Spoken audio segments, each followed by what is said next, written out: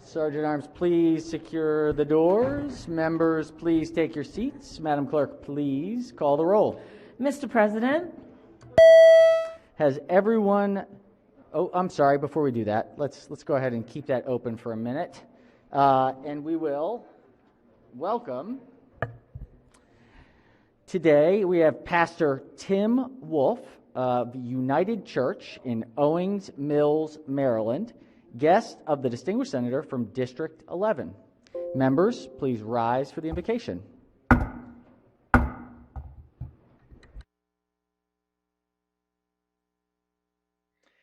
Greetings, Senators. Thank you for serving the citizens of Maryland today and every day. It's an honor to pray with you, so let's pray. Heavenly Father, thank you that you've given us another day of life. We don't take that for granted. Help each of us to use the opportunity that you've given us to faithfully serve those whom we represent. And God, I ask that you, a God of infinite wisdom, would give these leaders wisdom in matters that seem difficult to solve. I ask that you, a God of love, would bring a spirit of civility in matters where it seems difficult to agree. And I ask that you, a God of justice, would bring clarity on what's right and what's wrong. I also pray for these leaders and their families. We know the demands of being a leader and the cost that leadership comes with. Protect their families, protect them. Help these public servants first to be great servants to their spouse and their children at home and enrich their family life. And I also pray and ask that as these senators lay their head to rest tonight, that they would have a full and grateful heart in light of the work they accomplished today. Amen. Amen. Chair recognizes the senator from District 11. Thank you, Mr. President. I ask on behalf of myself and the senator from District 10, who also shares a relationship with the United Church, and Pastor Wolf, for the prayer to be journalized. Most certainly, from District 11 and 10, we'd love to journalize without objection the wonderful remarks of the pastor today. Has everyone recorded their presence? Looks like we're missing a couple buttons. All right. The clerk will take the call. With 44 members in the chamber and a quorum being present, the Senate of Maryland is now in session. Senators, we're going to flip things a little bit because we don't want to miss our wonderful, wonderful pages who are here with us. We had two today at the city delegation meeting that were just wonderful additions. If we could just start the day by recognizing the pages so we don't miss them at the end. If one of the co-chairs from the protocol committee, yes, Senator from the Middle Eastern Shore. Thank you very much, ladies and gentlemen. And this is the second week that these fine young students have participated virtually with us. And if you would just do your eyes right, you will see them up on the board as I read their names. I'm going to start reading down the first half, and then the delegate on the other side, the senator, on the other side of the room will pick up.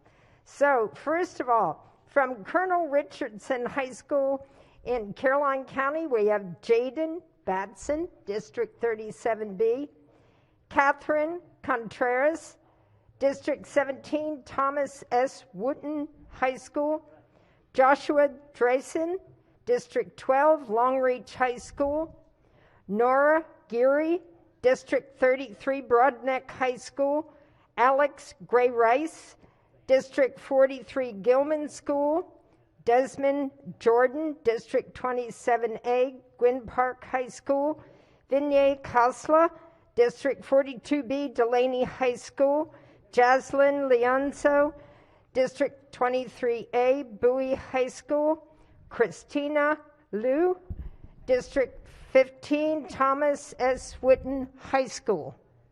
Chair recognizes the other co-chair of the protocol committee. Thank you, Mr. President. Did we switch to the second slide? Yep. Okay. We have Mason Mascius, District 33, Spalding High School. Isabella Nassau, District 29C, Leonard Town High School. Dylan Rivenel, District 10, Glenelg Country School. Mary Sigres, District 38A, Pocomoke High School. Rachel Simpson, District 41, National Academy Foundation. Helena Sudina, District 34A, Joppatown High School. Lawrence Tang, District 15, Montgomery Blair High School. David Turner, District 4, Middleton High School. And last but certainly not least, Andrew Wilhelm, District 20, Albert Einstein High School. Congratulations, Pages, and thank you so much for all your hard work this week. Thank you so much, Pages. We are so thankful for you. And normally we would have you up front giving you a citation and presented by the minority leader and majority leader. Unfortunately, obviously, that is not the case now. This is a small token of thanks, and we will be sending our gratitude mailing to your house. We wish you the best. You are the best and brightest of our state, and we are counting on you. So thank you, and hope you enjoy today's proceedings and your experience thus far. All right. Let's go ahead and... Are there any other announcements? Other announcements? No? One note this evening...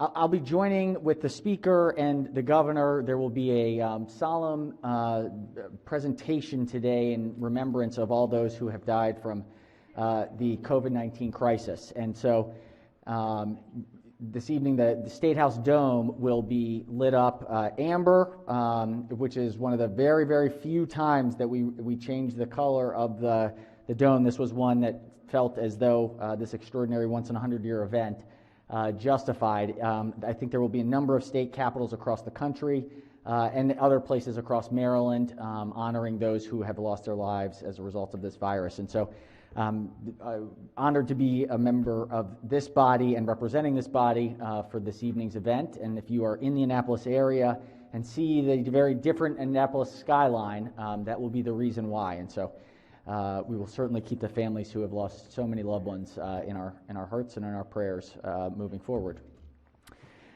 On that solemn note, other business before we jump into the work today? If not, so be considered the reading of the journal from the prior legislative day. We do have some Senate bills, some last-minute Senate bills. This is calendar number 33. Clerk will read the bills. Senate Bill 957, Senator Young, Criminal Law, Threat Against Public Health Official, Rules. Senate Bill 958, Senator Zucker, Non-Public Special Education Schools, State Contribution Increase, Rules. All right, next we have some Senate bond initiatives, calendar 25. Clerk will read the bond initiatives. Senator West, Graham Equestrian Center, Senator Carter, Gazzini Foundation, Incorporated. All right, Senators, remember, Monday is the last day. It is likely that we'll be doing a pro forma session on Monday to make sure that those last-minute bills or bond initiatives that are some late filers get in time. If they do not, anything that gets introduced from this point forward, Senators will have to rise in the chamber and request permission from the body. So we are at the bitter end of introductions. All right, House has been doing some work. We've got calendar number 9, first reading House bills. Clerk will read the first bill. House Bill 3, Delegate Clippinger, Correctional Services, Parole, Life Imprisonment, JPR. Majority Leader moves so be considered the reading of the bills. All right, next up we have another one of these odd appointments that come not from the governor but from other areas of the state but still need confirmation. Clerk will read the 2 messages. June 25th, 2020, President Ferguson. On June 25th, 2020, I appointed Mr. Albert Matrosini, Esquire, to the Board of Liquor License Commissioners for Baltimore City to serve a 2-year term that expires on July the 1st, 2022.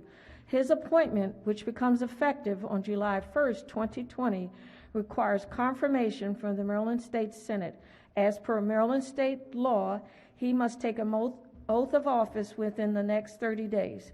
Accordingly, I have attached a copy of his reappointment letter, which will be forwarded to the Executive Nominations Committee Chairman, Ronald Young, and Maryland Appointments Secretary, Christopher Cavey. If you have any questions, please do not hesitate to call. Sincerely, Bernard C. Young, Mayor, City of Baltimore. May 13th, 2020, President Ferguson. On May 13th, 2020, I appointed Mr. Robert Guy to the Board of Liquor License Commissioners for Baltimore City to serve a 2-year term that expires on July the 1st, 2021.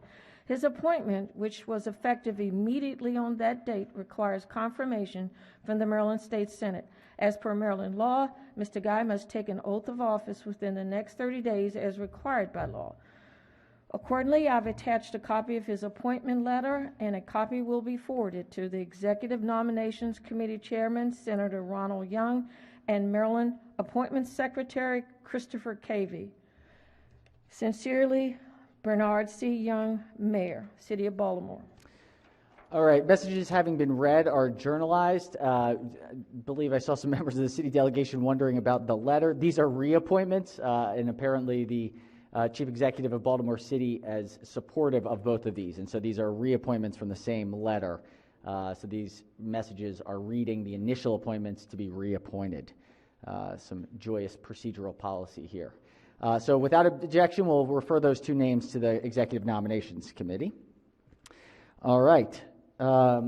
Next, we have the report of the Committee on Finance. This is report number 12. Clerk will read the first bill.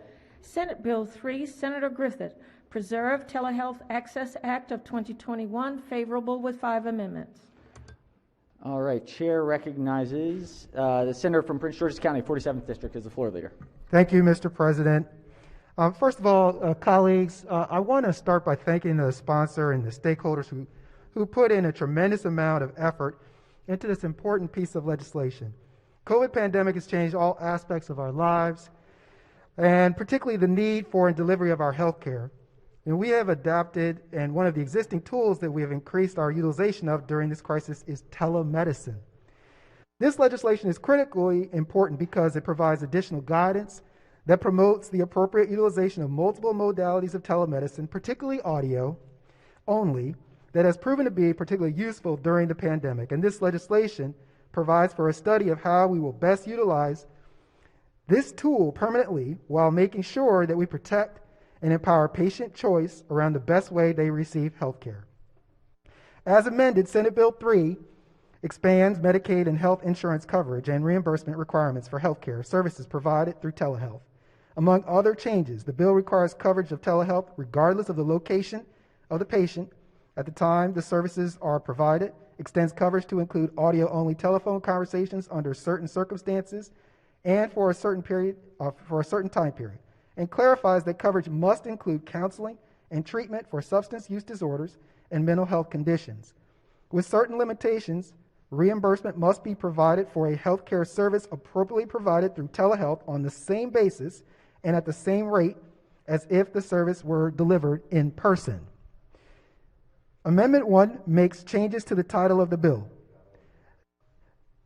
Amendment 2 and 3, among other changes, repeal, revise, and recodify Medicaid provisions relating to the coverage of telemedicine under telehealth coverage provisions. In addition, the amendments broaden required Medicaid reimbursement to include all types of healthcare providers that appropriately provide telehealth services. The amendments limit to 2-year requirements on Medicaid and insurers to cover audio-only services and provide telehealth reimbursement parity with in-person services. The amendments also require Medicaid and insurers to allow a covered patient to select the manner in which a healthcare service is delivered. Amendment 4, among other changes, requires the Maryland Department of Health to revise Medicaid telehealth regulations to ensure that requirements for reimbursement of mental health and substance use disorder services comply with the Federal Mental Health Parity and Addiction Equity Act. Amendment 5, again among other changes, requires the Maryland Healthcare Commission to submit a report to the legislature on the impact of providing telehealth services in accordance with the bill, including recommendations on coverage of telehealth and payment levels for telehealth relative to in-person care. I move the amendments and the adoption of the favorable committee report. Floor leader moves for the adoption of the 5 committee amendments and the favorable committee report. Question first is on the amendments. Any discussion? If not, all in favor of the amendment say aye. Opposed, nay. The ayes have it. The 5 committee amendments are adopted. Question now is on the favorable committee report as amended. Any discussion? If not, all in favor of the report say aye. Opposed, nay. The ayes have it. The favorable committee report as amended is adopted. Are there any further amendments to the bill or its title? Seeing none, Senate Bill 3 is hereby ordered printed for third reader. Clerk will read the next bill. Senate Bill 5, Senator Griffith, Public Health, Implicit Bias Training in the Office of Minority Health and Health Disparities, favorable with 2 amendments. Chair recognizes the chair of the committee as the floor leader. Thank you. Senate Bill 5 requires applicants for the renewal of a license or certificate issued by a health occupations board to attest to the completion of an approved implicit bias training program beginning in fiscal year 2023. The governor must include in the annual budget bill an appropriation for the Office of Minority Health and Health Disparities that is the greater of either $1.78 million or 0.012% of the total funds appropriated to the Department of Health in that fiscal year, which is consistent with the current level of funding. The office is also required to publish certain health data on its website at least every 6 months. Amendment 1 adds sponsors and alters the purpose paragraph. Amendment 2 adds dementia to the list of topics required to be addressed in a certain health report card, corrects an error in the percentages of the Department of Health's budget that must be appropriated for the Office of Minority Health and Health Disparities, and delays the applicability of the training requirement to April of 2022. There was no opposition at the committee hearing. I move the amendments and the adoption of the favorable committee report. All right, the floor leader moves to the adoption of the 2 committee amendments and the favorable committee report. Question on the amendments? Any discussion? If not, all in favor of the amendment say aye. Opposed, nay. The ayes have it. The 2 committee amendments are adopted. Question now is on the favorable committee report as amended. Any discussion? If not, all in favor of the report say aye. Opposed, nay. The ayes have it. The favorable committee report as amended is adopted. Are there any further amendments to the bill or its title? Seeing none, Senate Bill 5 is hereby ordered printed for third reader. Clerk will read the next bill. Senate Bill 107, Senator Hayes, Labor and Employment, Secure Maryland Wage Act, favorable with 3 amendments. Chair recognizes the sponsor of the bill as the floor leader. Thank you, Mr. President. Senate Bill 107, as amended, requires an employer to pay covered employees who are non-exempt from the Fair Labor Standards Act, working 50% or more of their time at the Maryland Heightened Security locations, to be paid specific wages over a period of years. Maryland Heightened Security locations include BWI Thurgood Marshall Airport or Penn Station in Baltimore City. In addition, covered employees would be exempt from the Maryland Wage and Hour Law and Living Wage Law. Similar to other state labor laws, the Commissioner of Labor and Industry will enforce the bill's provisions. There are notification, record keeping, private right of action, and anti-retaliation provisions. Finally, specify actions by employers, and covered employees are prohibited. Amendment 1 is technical. Amendment 2 clarifies that the wage and hour tip does not apply to covered employees, exempts retail, restaurant, and rental car and transport employees from the bill, exempts employers that provide construction services, strikes the specified wage requirement, and establish a phased-in wage rate and supplemental benefit rate, and mandates that the specified employees get to keep all tips. Amendment 3 requires studies by both the Port of Baltimore as well as Maryland Aviation Administration. I move the amendments and the adoption of a favorable committee report. Floor leader moves for the adoption of the 3 committee amendments and the favorable committee report. Question first is on the 3 amendments. Chair recognizes Minority Whip. Thank you very much, Mr. President. If the floor leader would yield, I have a question on the amendments. The floor leader yield. Appears Yes. so. Senator may proceed. So I'm just trying to figure out with the amendments, who is left that this bill affects? Oh, with the folks that's being taken out, the individuals that are left in this bill are employees that fit in categories of, I believe is janitorial services, the folks that provide wheelchair assistance. There's a couple of others. Let me see here. Workers. The same. Give me 1 second. I have too much stuff on. Oh, all right. I'm sorry. So it's retail and food service workers, construction workers, construction. janitors, non-TSA security officers, cabinet cleaners, wheelchair attendants, passenger service agents, ramp workers, baggage handlers, ticket and line agents, and other airport service workers are covered by the bill. All right, I'm trying to figure out, because the premise of the bill, at least as it was being described, was that these are for people that are higher wages, and it's a pretty hefty wage. I looked at least the testimony. One of the pieces of the testimony says with total compensation, you're looking at $18.86 an hour by 2023. So it's a pretty hefty wage, and it says the justification is they're security personnel, and not to disparage any of those occupations you listed, but most of those do not sound like janitors, wheelchairs, non-TSA. Those don't sound like security personnel. Right, and so the bill doesn't address, is not security personnel. These are workers that are in heightened security areas. As we all know, our airports have been the target of a lot of mayhem and possible terrorism in other cases. These are the employees where a lot of employees who had the luxury of working from home or teleworking in other places, these employees showed up to work every day. And they work at our state airport, at BWI Airport. And this is an opportunity for this legislature to give them a wage that's commensurate with their work and the working conditions where they are in these heightened security areas that are often targets of terrorism and other things. Well, maybe you could walk me through the committee amendment, the decision that it seems that the committee amendments would therefore exempt most people, because I looked at the testimony and you had essentially every retailer in BWI coming in opposition, and it seems your amendments remove them. I saw the Silver Diner, the McDonald's, the stores that sell the magazines, all that. They were all listed as opposition. So it seems like the committee removed them, therefore removing most employees that would fit the same definition that you're saying, show up to work every day at this high-risk facility. So what was the decision to remove the majority of employees from the bill? No doubt there were some employees that were exempted from the bill, far as being covered now, right? But they were not exempted from the bill, in that we will continue to study those amendments. And you can find that language in, I believe it is Amendment 3, where we're going to be studying all those other positions, both at the Port of Baltimore as well as the airport. It'll be a work group for them. Okay, just one last question.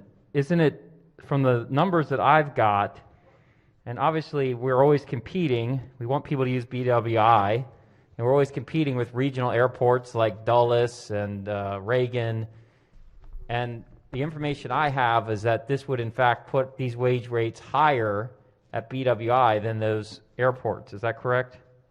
No, that's not correct. So many of the airports across the country has already adopted these standards. At Washington Dulles and Reagan airports, both saw an increase in passengers after adopting very similar wages and benefits policy. And so this doesn't put us at no more advantage. As a matter of fact, our Maryland Aviation boasts that we have some of the lowest wages in the region, therefore making us more competitive. Having low wages may be a point of celebrating, and it may make us more competitive, but there's an opportunity here for this legislature to provide a wage that's livable and that's commensurate with the work and the danger that these men and women, a lot of times, and what we saw during the testimony was women who are taking care of family issues as well as trying to earn a decent wage every day. And so the wages that we're proposing here are, even still, once this legislation goes into effect, is less than what we've seen at Reagan and Dulles. Okay, well, I'm reading this letter. I'm confused here, because Maryland Department of Transportation testified, additionally, at the hearing for Senate Bill 107, advocates assert that this bill would align wage rates at BWI with competing Reagan National and Dulles International Airport in Virginia. These airports are governed by the Metropolitan Washington Airports Authority, which recently implemented an airport workers' wage policy. The MWAA policy provides the following, and they list it out. And by 2023, it goes to $15. And they say Senate Bill 107, however, would mandate a minimum wage structure far above that of current rates at competing MWAA airports. And they go down to the bottom and say the total compensation specified in Senate Bill 107, that's total compensation, equals $18.86. So do the amendments affect that? Senator, what's the date on that letter? February 15th. So that was prior to the hearing, correct? I assume this is at the bill hearing. No. And so we have made several amendments since this original bill. The letter that you have in your hand from that agency was in response to the original bill as drafted. It did not take into consideration these amendments.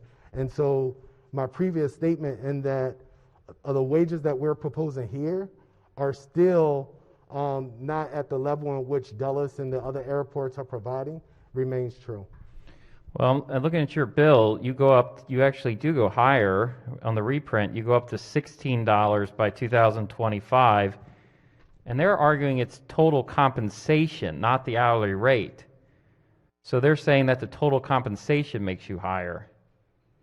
The total compensations is after a 5-year period, right? And so some of the hourly rate and the compensation that workers are currently receiving is in excess of what we're proposing here. All right, just one last question. Are these workers, because I noticed most of the people testified in favor were labor unions. Are these folks unionized or not? Some of the workers at the airport are covered by a collective bargaining unit, some are not. So I guess the simple question is why not let SEIU and the folks that came in, AFL-CIO, whoever represents them, why not let their labor union collectively bargain it? Why have the Maryland General Assembly come in and set the law for them? Because this is a state airport, and leaders do the right thing by the workers that serve it. This bill sets a wage floor. It does nothing to restrict the wages or anything that any other bargaining unit has already negotiated. This simply sets a floor. And I think you would be hard-pressed to find anyone to say that they would want to have wages less than what they've already bargained in the CBA.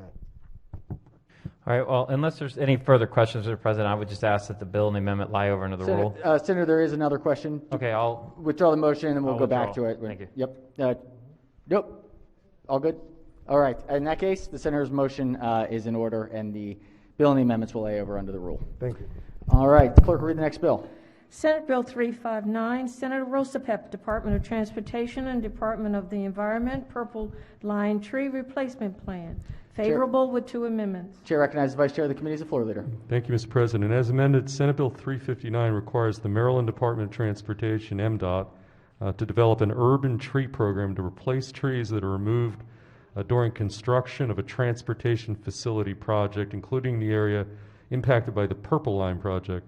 The program must prioritize the initial replacement of trees in communities that are affected by environmental justice issues or the heat island effect. Amendment number 1 makes changes to the title, adopts a preamble in the bill.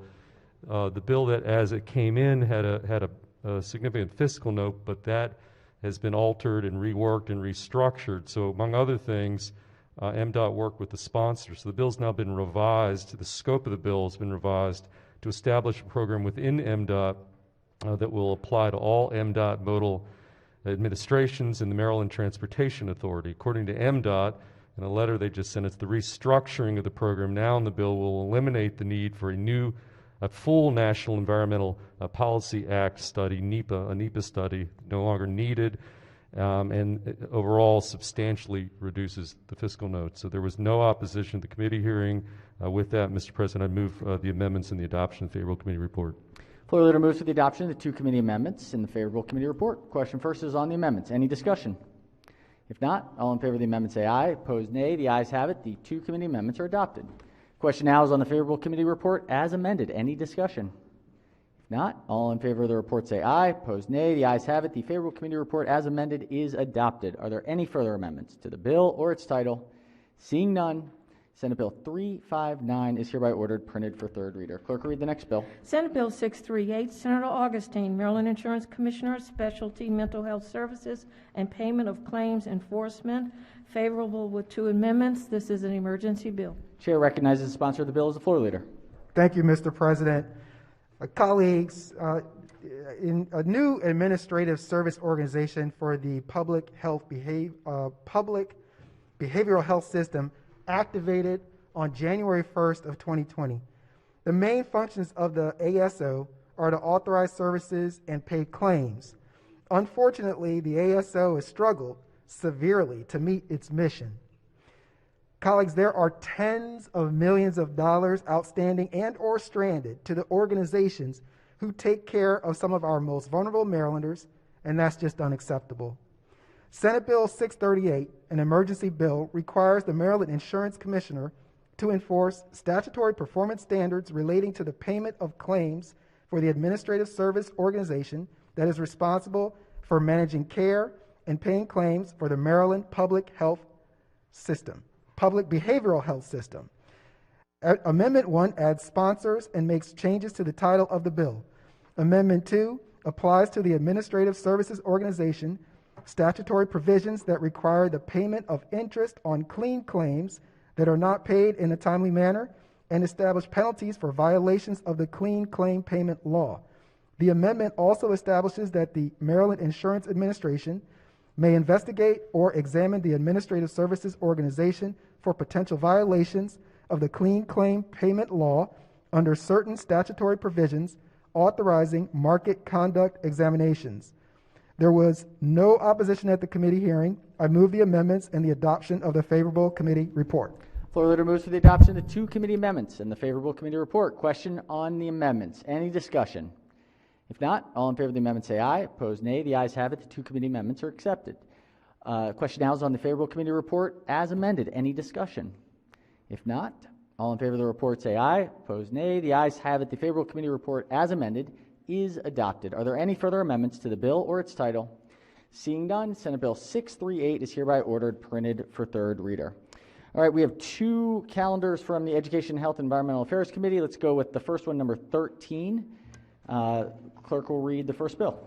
Senate Bill 119, Senator Gazzoni, Clean Water Commerce Act of 2021, favorable with 4 amendments. Chair recognizes the chair of the committee as the floor leader. Thank you, Mr. President, members of the Senate. Senate Bill 119 comes to us from our 2 representatives on the Chesapeake Bay Commission. Why is it before us? For a couple of reasons. One, because the existing law sunsets, that's number 1. But more importantly, or as importantly, we are under a strict legal and federal government action to reduce our total maximum daily load. Basically, we are on a nutrient diet to clean up the bay.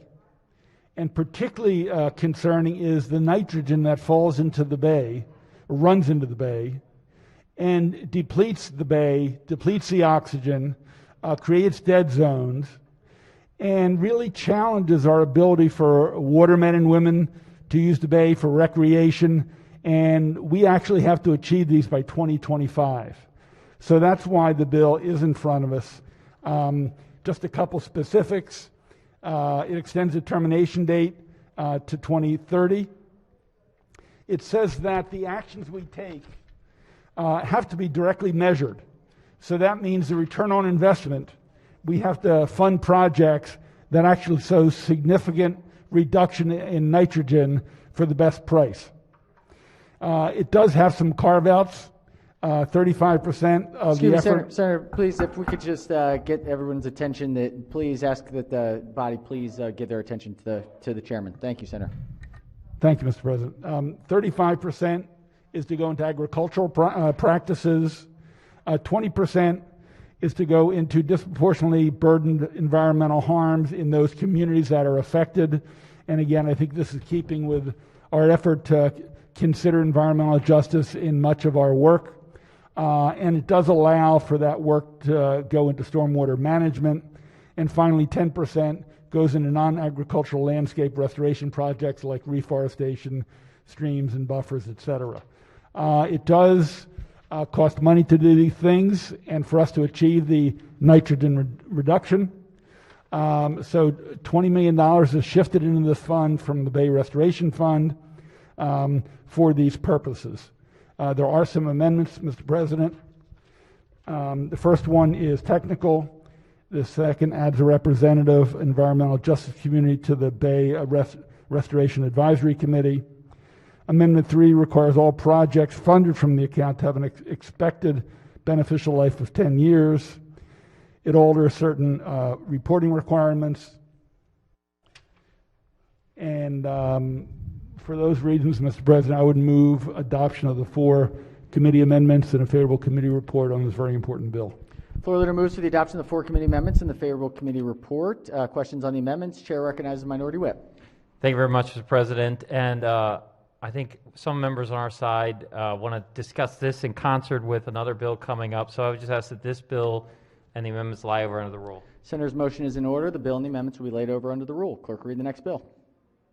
Senate Bill 324, Senator Elfreth, Environment and Natural Resources, Complaints, Inspections, and Enforcement, Information, Maintenance, and Reporting, favorable with 5 amendments. All right, Senate Bill 32. Chair, nope. Yes, Chair recognizes Senator from Howard and Carroll counties, as the floor leader.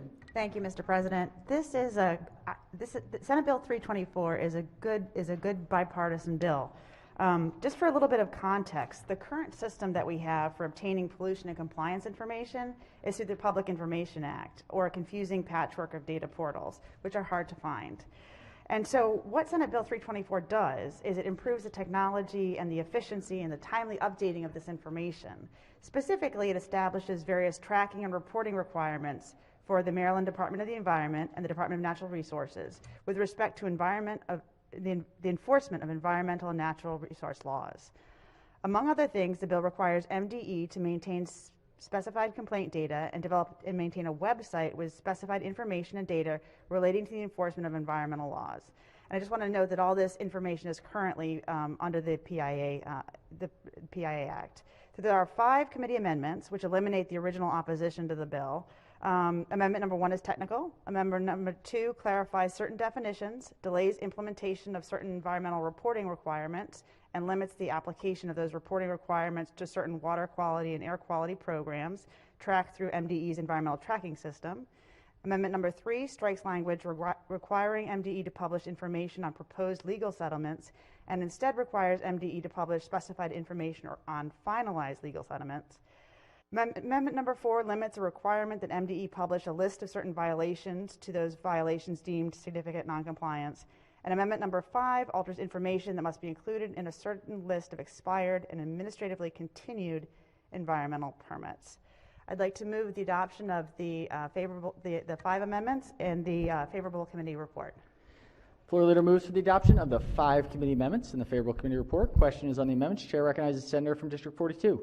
Thank you, Mr. President. Inasmuch as there are 5 amendments to this bill, I move to lay it over under Rule 53B. The Senator's amendment is in order. The bill and the amendment will be laid over under the rule. Clerk, read the next bill. Senate Bill 414, Senator Pinsky, Climate Solutions Now Act of 2021, favorable with 7 amendments. Chair recognizes the chair of the committee as the floor leader. Thank you, Mr. President, members of the Senate. Senate Bill 414 is the Climate Solutions Now Act, and there are a number of aspects to it. It is an omnibus bill, and I don't want to, it's been suggested I avoid 30,000-foot view of this or a 300-foot view of this of getting too far in the weeds. So I'm going to try to go through this fairly briefly at about 15,000 feet, and then I believe the intent also is to lay this over, and whether we take some questions first, that's up to the Senate President. And I understand it is a big bill, and there are a number of committee amendments. There are 5 parts to it. And I'm going to break it into 5 parts. The first one is emission reduction goals, planning, and monitoring. The bill calls for a 60% reduction of greenhouse gases by 2030 and achieving net zero by 2045. Net zero means if you add some, you also have to have some traction. So at the end of the day, it's got to be net zero. So greenhouse gas reduction and net zero are 2 different components, but they they relate to the same issues. Also, let me point out, and this is very important, this aspect of the bill sunsets in 2025. So if we are too aggressive or too slow, it comes back to the legislature and will sunset those numbers, and who's ever sitting in our seats in 2025 will get another bite at the apple if it has to be adjusted. The last time that happened, actually, the legislature put in a more aggressive goal. It didn't backtrack. It actually realized because of the science, it had to have a more aggressive goal. There are other few plan specifications. The state has to use a 20-year horizon for methane. Obviously, we have to use the best advanced scientific knowledge and consider the International Panel on Climate Change in their reports. Another key part of this bill is addressing environmental justice. There's been an Environmental Justice Commission, but I have to say it's been moribund for 5 or 10 years. Not much has happened. It's been dismissed. It's been ignored by the agency and through multiple governors. We think it has to be revitalized, and the bill has a number of charges to go to that commission.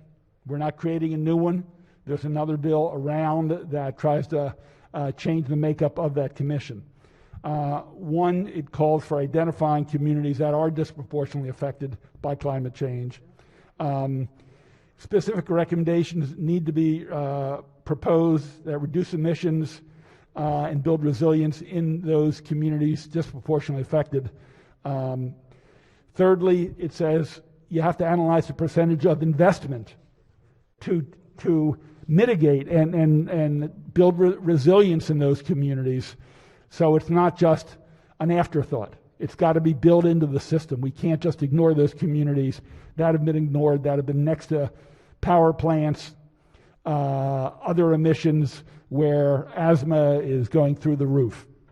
It also has a recommendation of another work group, and that is called the Just Transition Work Group. We have had battles in this legislature and around this nation between people who are potentially displaced because of the shift from fossil fuel to clean energy, and also some of the advocates for clean energy. And unfortunately, they have sometimes been at odds. This bill says we have to get all the stakeholders, labor and unions, management, state government, community college, around the table and come up with a plan to address how we actually make that transition. It won't be easy. It might cost money. But we can't do it helter-skelter. We need those people in a thoughtful way to come up with a plan that achieves that transition in a workable, thoughtful way so we don't leave people out of jobs. How do we ensure that they are retrained and get an income that is close to where they were when that plant closes down? We also found there was a problem in methane release from landfills. They'd measure at the landfill, and yet when an airplane went over, they had a much greater plume, a much greater reading.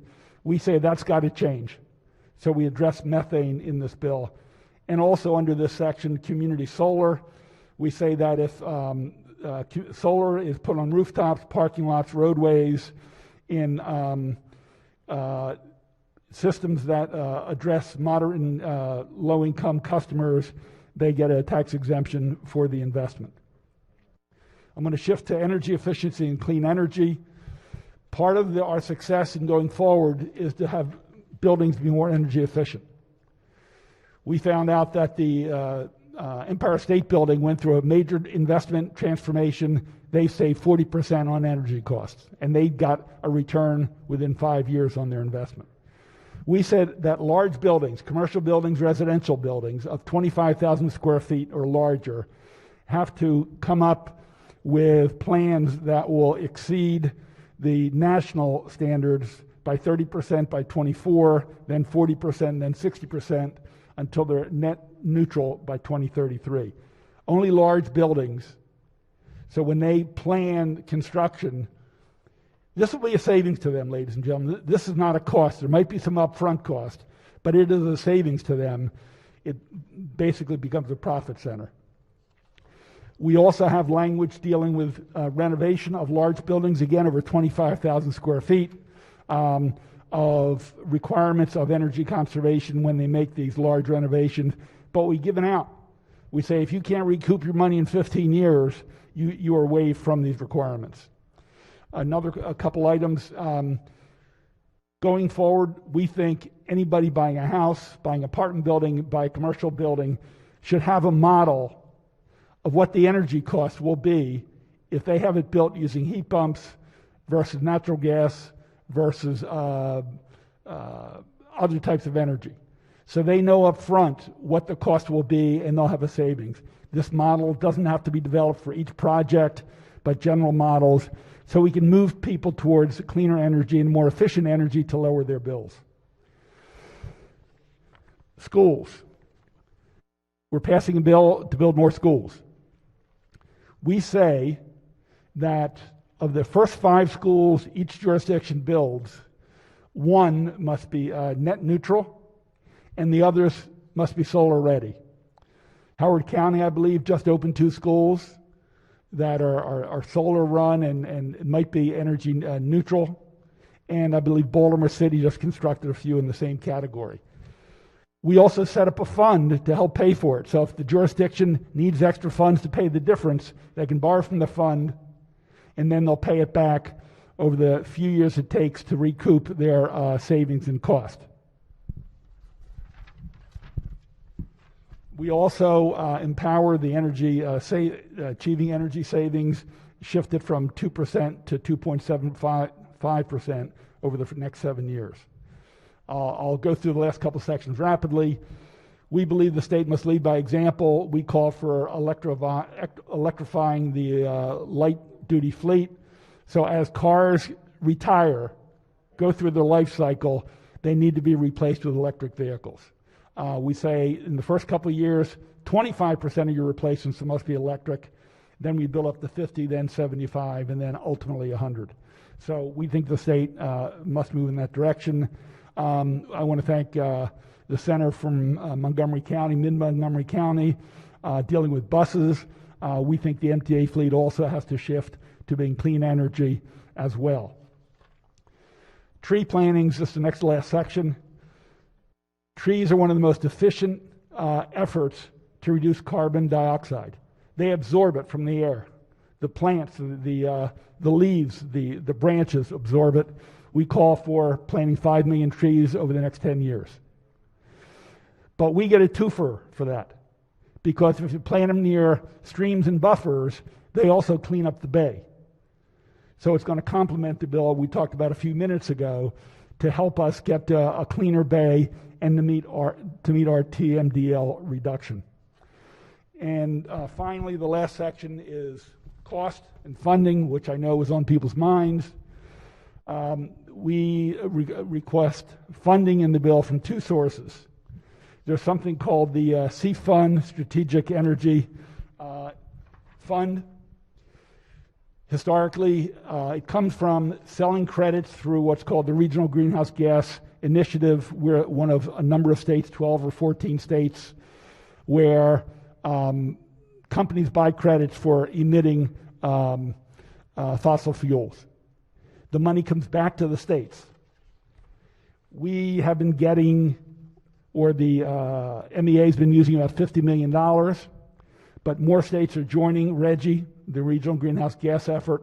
We expect more money, so we say we don't want to take from your $50 million, so the first $20 million after that 50 will go to pay for these efforts, for the electric car difference, for the fund for solar, for schools to be built, etc.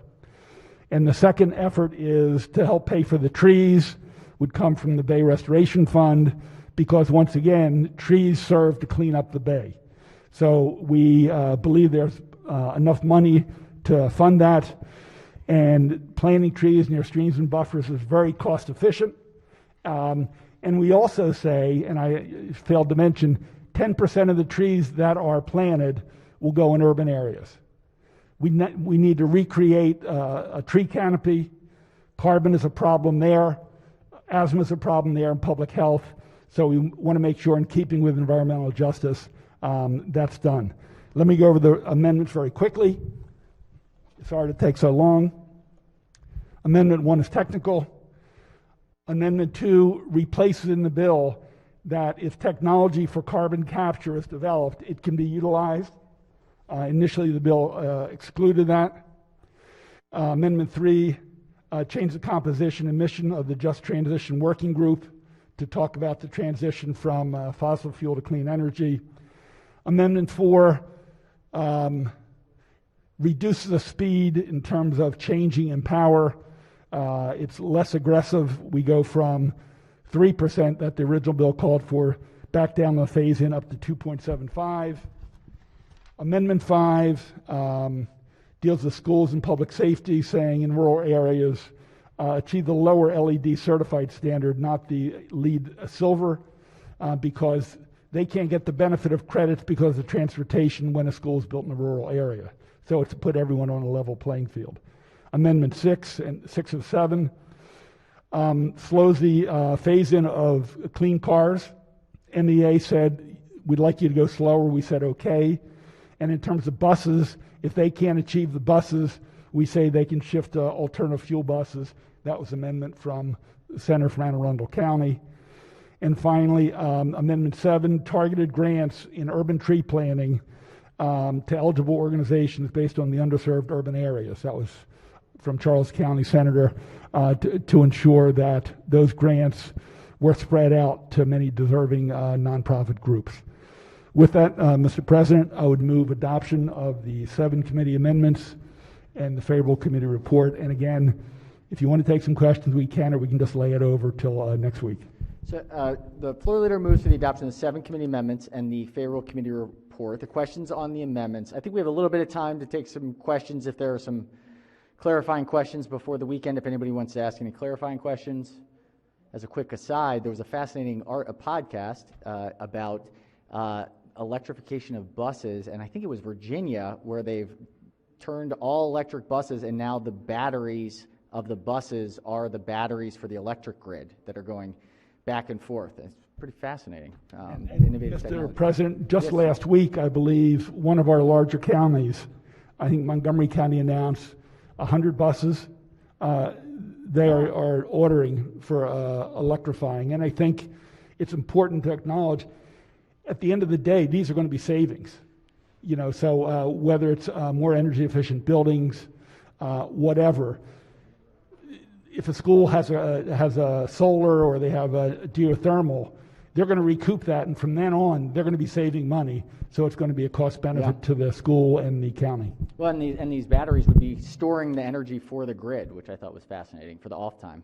In any case, any further any discussion on the amendment? Yes, Chair recognizes Senator from Baltimore County. Yes, thank you. Will the floor leader yield for a question? Yes. I just have a question.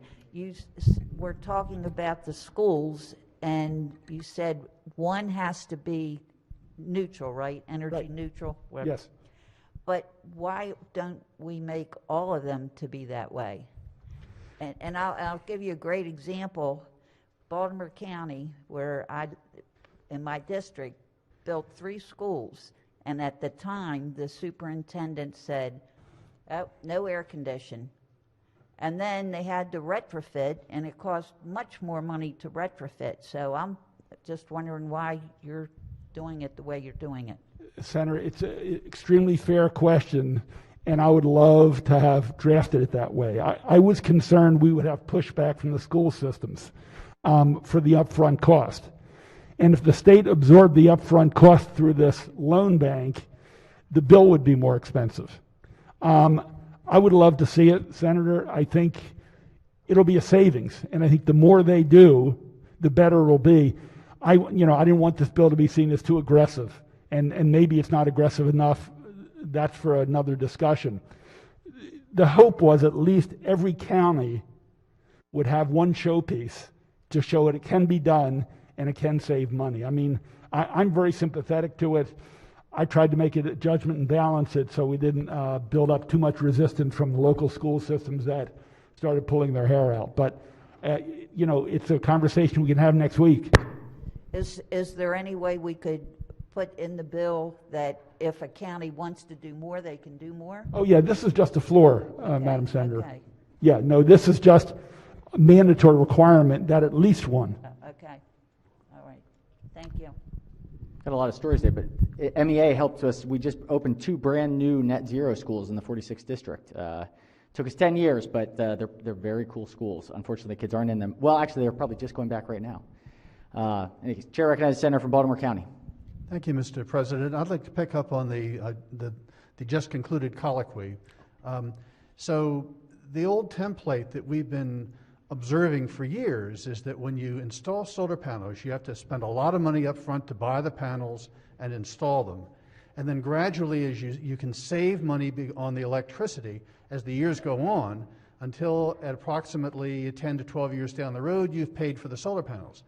But the new template, which was made manifest last summer at the state fairgrounds, is that a solar company will come and install the solar panels for free on top of the roof, and to boot, the organization that owns the building will save money on electricity. So I want to ask why in the world this bill doesn't require on the new schools that are going to be built with the Built to Learn Act money, solar panels to be installed on all those school roofs, all of which are going to be flat and expansive, so that we will have schools all over the state, and the solar panels won't cost any money to install them because the companies will install them for free. Question for the floor leader. Senator, you're right. It can be a clear net gain. But I must tell you, there are lots of models in the solar industry. Sometimes you buy the solar panels. Sometimes you rent them. So for those people that get it free, it's because, in most cases, it's because the solar company retains the panels and they cut a deal where you will get a 5 or 10 or 15% savings. So there are many models that go on around the nation as to how to install solar. And I'm not an expert, but I know of at least 3 different models. The bill says at least one must be net neutral and all the others must be solar ready. That means when they're designed, the HVAC and other things should be coupled so you have as much roof space as possible to do solar at a later point. Again, if the majority of the body thinks we need to be more aggressive on this, the committee just decided let's not overdo it. But if there's the will of the body, but then the question becomes the upfront cost. If the school systems have to absorb it, they may come back and say, we're going to have to build 1 or 2 fewer schools because of the upfront cost. We put in a loan bank, so there'd be no cost for the one. So if we, in fact, require them, and they have to pick up the money, or else we add more money to this bill, we have to consider that in making that judgment. I agree with it, and I think with solar panels, I've heard anywhere from 6 to 8, 6 to 9 year return. So in other words, after 6 to 9 years, it's paid for, and from year 9 to year 50, you're saving you're actually saving almost all of your energy bill. So the question is how much, one, if we require all the schools, are we going to require the counties and the school systems to pay for it up front? Or are we going to add more money for interest-free loans in this bill? So if we can come up with a solution, and there's a majority of the body that would like to do that, I think we have to solarize and geothermal the whole state, the whole country. So I'm very sympathetic to it. We just have to find a balanced solution that we can actually pass and implement. Mr. Chairman, I would love to work with you on this. I don't think you were present for the hearing. I had a bill in your committee. Yeah, I was. Were you there? Yeah, and that's one company's model. And again, I don't believe Timonium takes control of the solar panels. Sometimes, so when they put up the upfront money, the margin of savings is smaller than if you make the investment and put up the solar panels and get all of the savings. So again, I don't want to get into different models, and people can do a great sales job on why their model is better than another model, but it's a little more complicated and a little more nuanced, that's all. Okay, well, what I got from the hearing was there are different companies that do it in different ways. Some companies will install them all for free, and that's what happened to Timonium. and therefore the fairgrounds gets a lower discounted electricity rate over the out years. Other companies will require the owner of the property to pay some upfront money, in which case they get a larger discount on the electricity over the out years. But it is possible to do it as Timonium did it, with free upfront installation of the solar panels, just a lower amount of reduced electricity as the years go by. Understood. Chair recognizes Senator from District 34, followed by the Vice Chair of Budget and Tax. Thank you, Mr. Chairman. I'm sorry, Mr. President, if the chairman could just yield for a couple of quick questions. And Senator may proceed. Thank you. Sure. So, I have a very healthy skepticism of omnibus plans to address complex issues. So maybe you can give me a bit of more confidence here, because, being America in miniature, we've got some counties who are the wealthiest in the country and plenty of federal government money to sustain them no matter what we do. And then most of the rest just struggle through like the rest of America. And our tolerance for mistakes is much lower than the large earning jurisdictions. So when we look at these complex issues that we're addressing here, and that you referred to can you just lay out how this plan was developed, this pretty comprehensive plan to address all of these very scientific issues that are cross-cutting throughout our state on many different levels, and just give us some sense of confidence that those of us in counties that are less tolerant of mistakes, financially less tolerant, can rest at ease. No, thank you for that, Senator. And let me give you two examples in setting context. Last September, we had some heavy storms. Cambridge flooded. I mean, you probably have seen pictures, and people from the center from the Midshore can probably explain that. And we're getting more and more reports from the farm community that they are losing acreage because of what's called saltwater intrusion. The salt water is intruding into their farmland where they can't grow crops. So climate change is affecting the whole state, the whole nation, the whole world. And, Maryland is considered probably the third most vulnerable because of our shoreline, both the Atlantic Ocean and the Bay. And we're seeing it more and more from other communities. So who did we consult with? We consulted with architects. We consulted with scientists. We consulted with people who have read the IPC, the International Panel on Climate Change, pretty extensively. And one of the numbers they came up with, and you've probably heard this, and people can agree or disagree with it, they say if we get beyond 1.5 degrees Celsius, I don't want to call it a tipping point, that's a little too dramatic. The melting of ice sheets and glaciers will increase at a rapid rate, and they can't be recovered. And when they break off and they melt, it has a significant effect on the ocean and sea level rise. And look, I don't have to talk about the fires and the storms we've seen over the last couple of years, whether it's California or Texas or New Orleans. So yeah, I can't tell you, I can't name 10 scientists we talked to.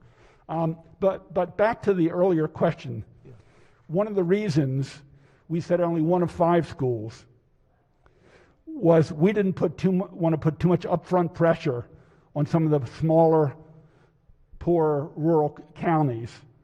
But we did want to have at least one showplace so they can say, you know what, this made sense and it indeed saved us money, but we didn't want to tilt it too far, putting them in a precarious situation. So we've tried to balance this. We've tried to get the most knowledge. We looked at some of the other leading states to see what they've done, and some of the problems are not scientific. The idea of getting labor unions and management and the state around the same table and a focus on finally dealing with environmental justice didn't come from science, it came from our everyday experience. So, and I appreciate that. I guess what the real gist of the meat of my question is when you say, we did this. Is that are you referring to the committee? Your committee that's doing this analysis? I mean, who's the architect here of saying we're going to look at this? We're going to make this selection. At the end of the day, Senator, I think we all have to take responsibility as the lead sponsor for drafting a bill that we're comfortable with. Did I get ideas from multiple sectors? Yes. You know, our committee counsel, who I gave direction to, she checked with other people to get better understanding of the tree planting funds already in existence. We use the existing tree planting organizations, Chesapeake Bay Trust, et cetera. Right. So at the end of the day, I take responsibility at the point of introduction. And I can tell you, I talked to a lot of people over a year. At that point, it becomes the responsibility and falling under the committee. We spent hours and hours on this. There are a lot of great amendments we adopted, both. And I appreciate all that. I guess So I'm just curious as to why we wouldn't use a commission or something. I mean, given the complexity, cross-cutting, statewide, top to bottom, from building houses to building power plants to sewage treatment to planting trees, that's really cross-cutting stuff. It just seems to me, and it's all of a scientific nature, engineering and scientific, that wouldn't it have been better, you know, the process here, shouldn't we have considered using a commission or a board or something that was, I mean, we do these summer studies all the time where we bring in all different groups and everything, and was anything like that used? And I guess that's really where I'm coming from, as opposed to an individual committee coming up with a plan or individual coming up with a plan. And Senator, I'm glad you asked that question. Part of the reason for this bill is because the state's climate commission, many people didn't feel the urgency of the challenge in front of us. They've done some very good work. They have some bright minds on that. But the majority of the people on it are appointees from the administration. So they have a certain perspective. And when proposals were made to take stronger steps or more concrete steps, they were generally rejected. Now, in their plan, which basically also pulled from this bill, because this bill has been around for a little while, they do a number of things. They build their plan on reaching the 50% by 2030 on the CARES Act from the governor. That bill is sitting in the Rules Committee in the House, and I think its likelihood of passage is a long shot. And that also includes having small nuclear reactors spread across the state. So if that's the kind of plan that it's built on, a number of us didn't feel it did the job. When there was a proposal to electrify the state fleet, the answer was, we're looking into it. So I'm saying, you said we should use the statewide commission, which I've sat on for a number of years, and a number of the non-administrative appointees have been dissatisfied. This bill wouldn't be here if they showed a greater urgency and based on scientific nature than this. So I listened. I went to most of those meetings. My staff went to those meetings. And when concrete actions actually do something were proposed, they said, no, we'll get to it. So there was a commission. I'm sorry, this isn't my committee. There is a climate commission that's been in place from Governor O'Malley through Governor Hogan through today. Okay, and that commission, did they develop a plan or they just develop ideas? What was the commission? Well, they were due to have a plan December 31st, 2019. It came out last week. Right, but they do develop a plan. That's what the commission's. I'm just trying to understand the process. Yes, they came up with a plan. First grade questions. I'm sorry. I'm not trying to overthink it. Yes, they came up with a plan.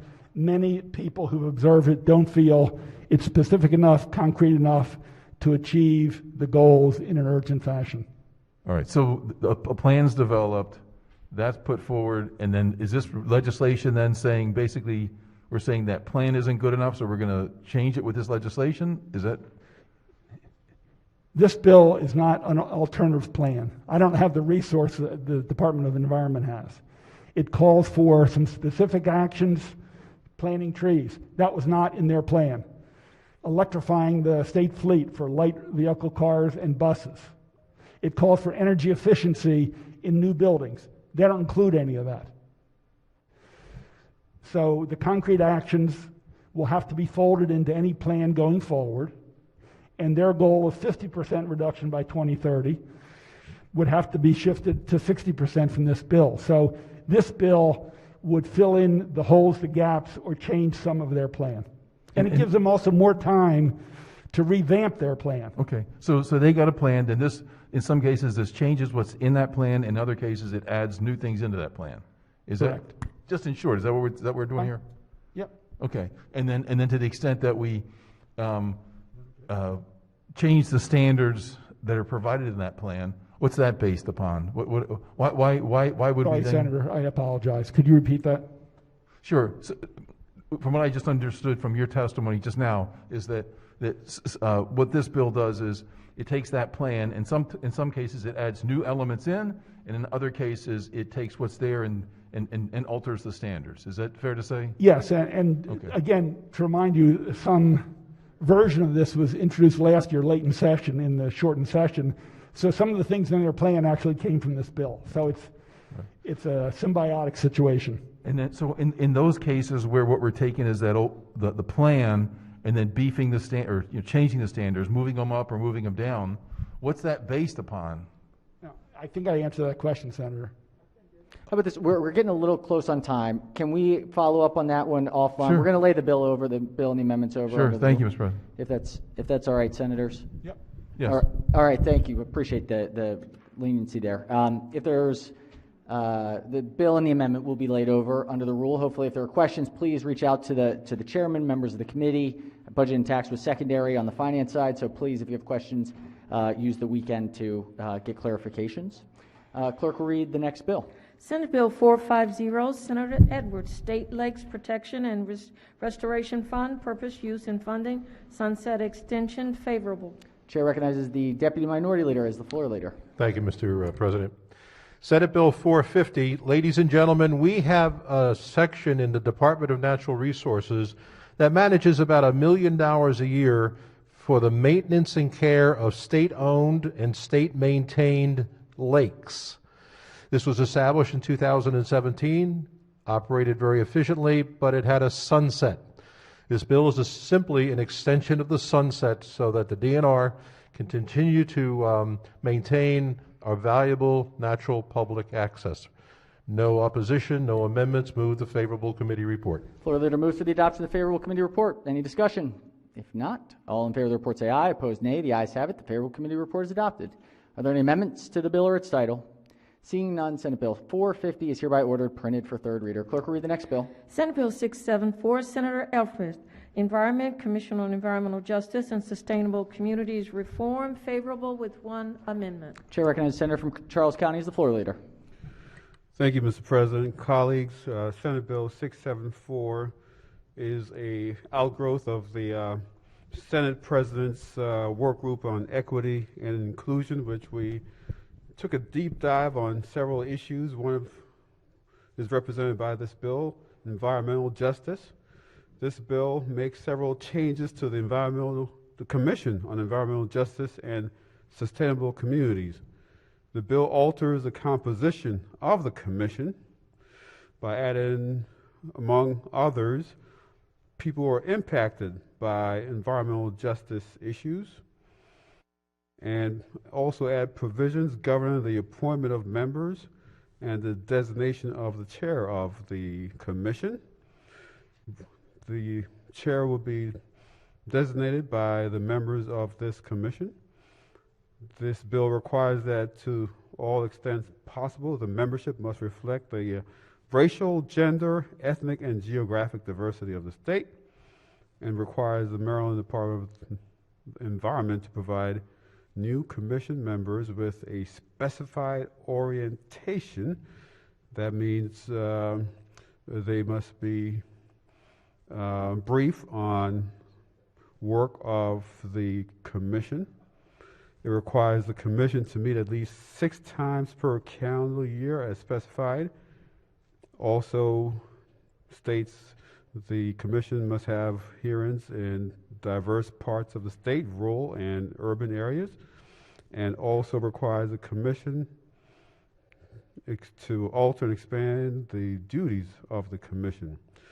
There is one committee amendment which add co-sponsors. So I move for the adoption of the amendment and the favorable committee report. Floor leader moves for the adoption of the one committee amendment and the favorable committee report. Any discussion on the amendment? Not, all in favor of the amendment say aye. Opposed, nay. The ayes have it. The amendment is adopted. Question now is on the favorable committee report as amended. Any discussion? If not, all in favor of the report say aye. Opposed, nay. The ayes have it. The favorable committee report as amended is adopted. Are there any further amendments to the bill or its title? Seeing none, Senate Bill 674 is hereby ordered printed for third reader. All right, we have one more second reader. This is calendar number 14. Clerk will read the first bill. Senate Bill 4, Senator Edwards, Maryland Public Ethics Law, retaliation for reporting or participating in investigation, prohibition, favorable with two amendments. All right, Chair recognizes the Senator from Howard and Baltimore counties as the floor leader.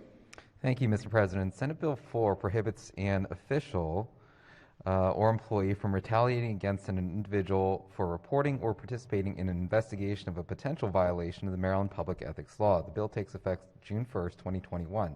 There are two committee amendments. The first committee amendment is technical and changes the bill's title. Amendment number 2 prohibits an official or an employee from knowingly accepting a gift from an association or an entity acting on behalf of an association that is engaged in representing counties or municipal corporations. Move the committee amendments in the favorable committee report. Floor leader moves to the adoption of two committee amendments in the favorable committee report. Question on the amendments. Any discussion? If not, all in favor of the amendment say aye. Opposed, nay. The ayes have it. The two committee amendments are adopted. Question now is on the favorable committee report as amended. Any discussion?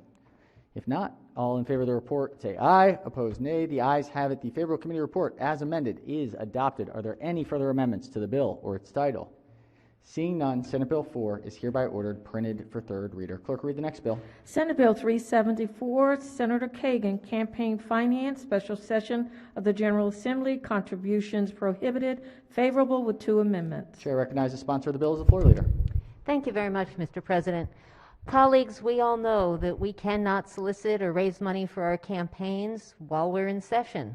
We can't even accept and deposit an unsolicited campaign while we're in session.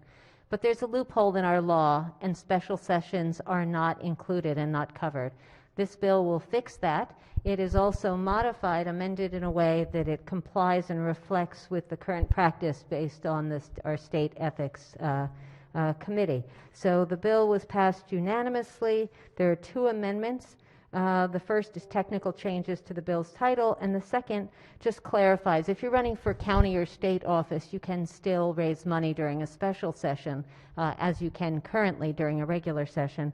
Also, you're not allowed to schedule a fundraiser after a special session has been announced, but if you have already scheduled one and you've spent money, let's say reserving a hall, you've sent out invitations or something, you can have an exemption and still have a fundraiser. And the Joint Committee on Legislative Ethics will administer the provisions. So with that, Mr. President, I move the favorable report as amended. Floor leader moves for the adoption of two committee amendments in the favorable committee report. Questions on the amendments? Chair recognizes Senator from District 5. Yes, if the floor leader would yield for a question. Floor leader, Senator may proceed. Of course. Just a quick one. Curious about special sessions can get announced sometimes suddenly. Usually they're not long planned. If you've covered events well in this, which makes sense and totally get it. Obviously, we also don't want people maliciously sort of scheduling a special session fundraiser. I get that. I totally agree. Some of us, in elected office, will have solicitations that have long tails to them, like a mailer you sent out. What happens if we go into, like this fall, we may have to, maybe not, considering the census, we might have to go into special session for congressional redistricting. So what would happen if members are receiving donations that, because of a solicitation, does that fall under the same rules as the event? It's just not spelled out in the bill, so I was just curious. Yep. No, that's a great question. And the committee did discuss this, and it was reflected that, so first off, our most recent special session was 2012. But there have been 61 since we became an independent body in February of 1777. So this isn't frequent, but it's also not never. But special sessions tend to be brief. They tend to be a couple of days. So if you got a check in the mail on Wednesday and we were meeting in special session on Wednesday, Thursday, Friday, you would just deposit the check on Saturday. But you're allowed to hold, you just would hold anything? You would just hold it, but it would still be fine. You wouldn't have to return it to the donor or anything. but you couldn't, as you said, maliciously or deviously sort of Right. set up a new event during a special session after one had been announced. Fair enough. Just wanted to be sure that was clear. Thank you, Madam Chair. Great question. Madam Thank Vice Chair. you, Senator. Chair recognizes the senator from Baltimore County with a question. I have questions too. Let's say you've already announced the fundraiser. You've got your tickets or whatever out with the public. You don't know how many days the special session will take. It seems really more trouble to go through. It would seem to me you couldn't start the process during the special session. Suppose you actually, the people have paid for tickets, and one of the days during the special session is a time when the event was to occur. What do you do? I think this is well-meaning, but I think it's more trouble than it's worth to really implement. So, Senator, as you know, the reason for our current laws is the perception, even if there's no reality of influence from a donation made while we're in session, it's certainly the perception of someone got a big check from a special interest and then voted on legislation that affects them. In terms of the special session, the scenario that you indicated, someone has already bought tickets, the event would go forward. It would not be affected by this bill. That is one thing that we did acknowledge. If you've been working on this event for 2 months, and then the president convenes a special session, the event would go forward. Suppose the event itself was scheduled. I mean, they can't plan a session around all of our different events. Of course not. And they don't know on what dates you're doing things. The fundraiser would go right forward. In the middle of the special session is the date of your event. Then what are you to do? The event would go forward. The fundraiser It would could seem be to me held. there are so many automatic backups because this is so unplanned. I do see that we shouldn't announce a new one or go order tickets or plan it during a special session if we know the session. But I think with so many members of the General Assembly all planning things at different times, which are going to be held on different dates that could, on any date, find that 2 or 3 dozen people are impacted with no intention, I think it's creating a problem that is going to do less good than all of the hell you'll go through to try to... So, Senator, let me just tell you 2 things. First off, this is the practice currently in the Joint Committee on Ethics, and we got guidance. These amendments were given to us by Dia Daly and approved by her, and they are going to be enforced by her and our wonderful chair from Western Maryland. So I just want to say again, in your scenario, your fundraiser would happen despite this law, despite current practice, and it says specifically, if you have expended money, if you have sent invitations, so clearly if people are already sending checks, it will be fine. The event would go forward. So then you'll have Madam Chair, some members... Madam Chair, Yeah. Could we maybe lay this one over and then just double check it on the weekend? Yes. Would you want to move to lay it over? That'd be fine. All right, great. The Senator motion is in order. The bill and the amendments will be laid over under the rule. Clerk, read the next bill. Senate Bill 472, Senator Washington, Baltimore City Alcoholic Beverages Districts Legislative Districting Plan, references favorable with 1 amendment. This is an emergency bill. Chair recognizes the bill sponsor, the floor leader. Thank you, Mr. President. This is a very straightforward bill. Somehow, when we redrew the districting lines for 2012, we did not redraw the alcohol legislative references to correlate with 2012, so this bill addressed that. Also, somehow we moved the 47th district was in Baltimore City as well, so we make an amendment to address that. So there is 1 committee amendment that removes references to the 47th alcoholic district from the bill. Again, I move for the adoption of the committee amendment and the favorable committee report. Floor leader moves for the adoption of the 1 committee amendment and the favorable committee report. Questions on the amendment? Any discussion? If not, all in favor of the amendment say aye. Opposed, nay. The ayes have it. The 1 committee amendment is adopted. Question now is on the favorable committee report as amended. Any discussion? If not, All in favor of the report say aye. Opposed, nay. The ayes have it. The favorable committee report as amended is adopted. Are there any other amendments to the bill or its title? Seeing none, Senate Bill 472 is hereby ordered printed for third reader. Clerk will read the next bill. Senate Bill 564, Senator Griffith, consolidation of the Procurement Improvement Council and the Council for the Procurement of Health, Educational, and Social Services, favorable with 2 amendments. Chair recognizes the senator from Baltimore City as the floor leader. Thank you, Mr. President. Senate Bill 564 also does some cleanup and some consolidation. We have 2 councils that are working on procurement. This one combines the Procurement Improvement Council and the Council for Procurement of Health, Education, and Social Services.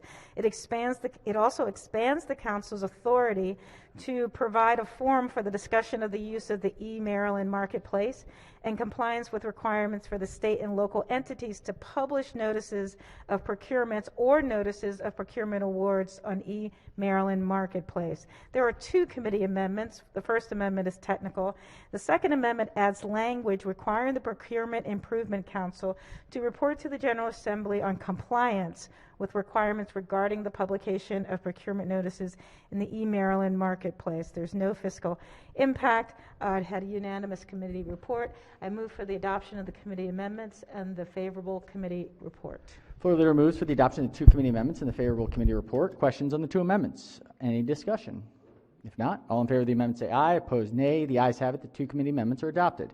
Question now is on the favorable committee report as amended. Any discussion? If not, all in favor of the report say aye. Opposed, nay. The ayes have it. The favorable committee report as amended is adopted. Are there any further amendments to the bill or its title? Seeing none, Senate Bill 564 is hereby ordered printed for third reader. Clerk will read the next bill. Senate Bill 598, Senator Smith, Procurement Office of Small, Minority, and Women Business Affairs, Small Business Reserve Program, and Veterans-Owned Small Business Enterprise Program, favorable with 1 amendment. The chair recognizes the senator from the Lower Eastern Shore as the floor leader. Thank you, Mr. President. Senate Bill 598 is the outcome of the recommendations from the Veteran-Owned Small Business Enterprise Study Work Group. And this bill, Senate Bill 598, repeals the statewide goal that at least 1% of the value of procurement contracts be made to veteran-owned small business enterprise, and instead requires the Special Secretary of the Governor's Office of Small, Minority, and Women Business Affairs to adopt a statewide goal by regulation. The bill also includes various provisions to align management of the veteran-owned small business preference program with existing preference program management structures and make conforming changes. The bill also establishes an advisory committee focused on veteran-owned small business enterprises within the Governor's Office of Small, Minority, and Women Business Affairs. There was 1 amendment, a co-sponsorship added, and there was unanimous approval by the committee, so I move a favorable report on SB 598 as amended. Floor leader moves for the adoption of the 1 committee amendment and the favorable committee report. Questions on the amendment? Any discussion? If not, all in favor of the amendment say aye. Opposed, nay. The ayes have it. The 1 committee amendment is adopted. Question now is on the favorable committee report as amended. Any discussion? If not, all in favor of the report say aye. Opposed, nay. The ayes have it. The favorable committee report as amended is adopted. Are there any further amendments to the bill or its title? Seeing none, Senate Bill 598 is hereby ordered printed for third reader. All right, we have 1 special order calendar. This is calendar 22. Clerk will read the bill. Senate Bill 283, Senator Elfreth, Student and Military Voter Empowerment Act. Question is on the adoption of the committee amendments and the favorable report. All right, question is on the 2 committee amendments. Chair recognizes the senator from District 5. Mr. President, I have there's an amendment that I believe that I've been working with the committee on that I have, and another amendment I'm interested in offering as well, but I assume we need to adopt the favorable report first. Yes, the amendments and the report. Do we go with that first? Yes, sir. The amendments are drawn to the report. Is that correct? Yes. Okay. Yes, sir. Yep. All right. Questions on the amendments? Any discussion on the amendments? If not, all in favor of the amendment say aye. Opposed, nay. The ayes have it. The 2 committee amendments are adopted. Question now on the report as amended. Any discussion? If not, all in favor of the report say aye. Opposed, nay. The ayes have it. The Favorable committee report as amended is adopted. Senator from District 5 has an amendment. Senator could read the amendment number, please. Yes, I will, and just a moment. The amendment number is Amendment 713723/1. All right. 7231. Yes. And I can quickly just summarize the amendment. We are good. It's on the system. Senator may proceed. Okay, thank you very much, Mr. President. When I read through this bill and the amendments, I was concerned about a couple of items, and one of them was, I'll start here. I was concerned about just making sure that we're not using a student voting plan to disseminate, information that might be trying to push somebody in a certain direction, or give them information about how they should register to vote. That's slanted in one way or the other. Basically, it's public record who's registered and how they're registered, but I didn't want communications based on how they're registered to be sent to them or vice versa. So just trying to get some additional assurances in the bill. So this amendment just simply says that the student voting plan may not be used to disseminate information regarding how a student should vote or who a student should vote for. So it's just a simple clarification. And Mr. President, I would suggest maybe I could yield to the floor leader. Senators move the amendment. Chair recognizes the floor leader. Thank you, Mr. President. We appreciate the senator from District 5. We see this as clarifying, not needed, but clarifying and accepted as a friendly amendment. A clarifying friendly amendment. Excellent. All right. Are there any objections to the senator's amendment? Without objection, the amendment is adopted. Senator has another amendment. Yes, Mr. President, I view all my amendments as friendly, but this one was not maybe seen as quite as friendly or clarifying, but I think it's an important point that I'd like to make, and it's another thing that I saw in the bill that I was just a little concerned about. At first I wondered, is this going to be a university? I got to read the amendment. That's right. Yeah, the number, please, Senator. Back to my house days. Yes, Mr. President, my apologies. Amendment is 643-720/1. All right, give us just 1 second to scan it in. Yep.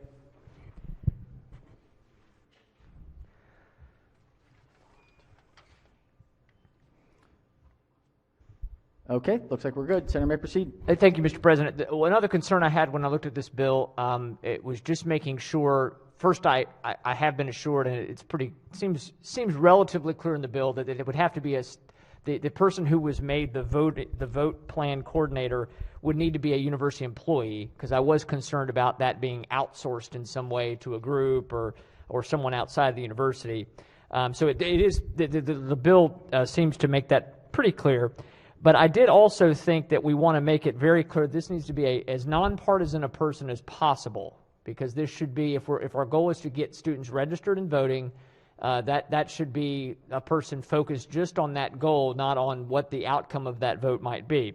So my amendment just simply says that the student voting coordinator may not be a volunteer for or on the staff of a political campaign. So that, to me, is a pretty common sense amendment. So I would move the amendment, Mr. President. Senator moves the amendment. Chair recognizes the floor leader. Mr. President, unfortunately, the committee does not see this amendment as friendly. We would urge you to oppose it, and that's because we're talking about 2 hours of a staff person's time. We think that if somebody in their own time wants to be involved in civic activism, that for this job that is nonpartisan and just educating and registering voters, students, and helping them vote, that they shouldn't have to give up their rights. So we would urge a red vote if we end up doing a recorded vote. All right, questions on the amendment? Questions on the amendment? Any senators who have not yet spoken wish to speak? If not, Chair recognizes the senator from District 5.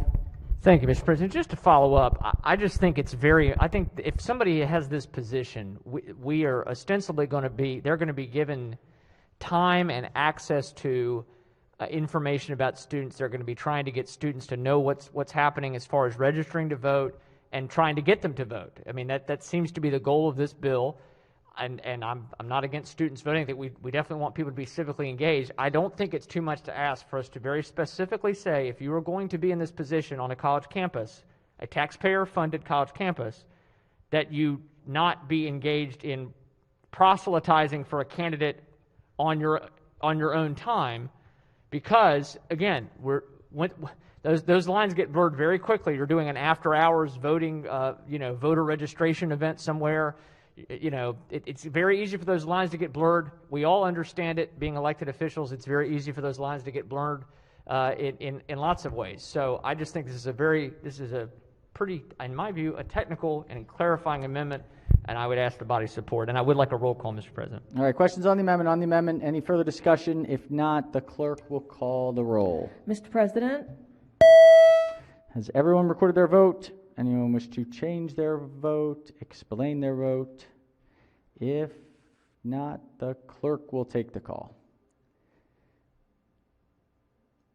With 30 votes in the negative, the Senator's amendment fails. Are there any further amendments to the bill or its title? Seeing none, Senate Bill 283 is hereby ordered printed for third reader. All right, we have a third reading calendar. Let's do a quorum call, please. Mr. President. Can we ring the bells, Madam Secretary, as well? Okay.